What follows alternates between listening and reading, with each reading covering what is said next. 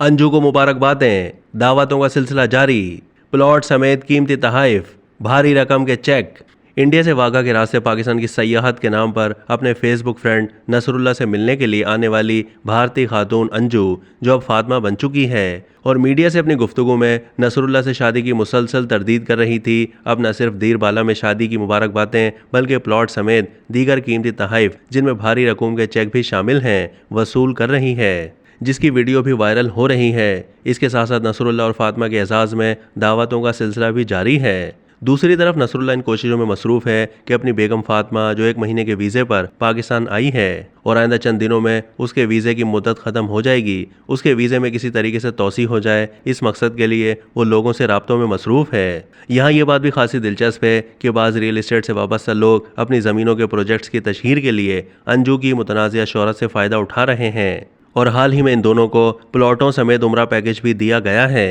याद रहे कि रवां हफ्ते के अवाइल में अंजू और नसरुल्लाह ने अपने निकाह और मजहब तब्दील करने के बारे में खबरों की तरदीद की थी और दावा किया था कि अंजू 2 या 3 दिन में हिंदुस्तान वापस जाने का मंसूबा बना रही है। अब तक के लिए इतना ही। मज़ीद मालूमात के लिए डेली जंग के यूट्यूब चैनल को सब्सक्राइब कीजिए।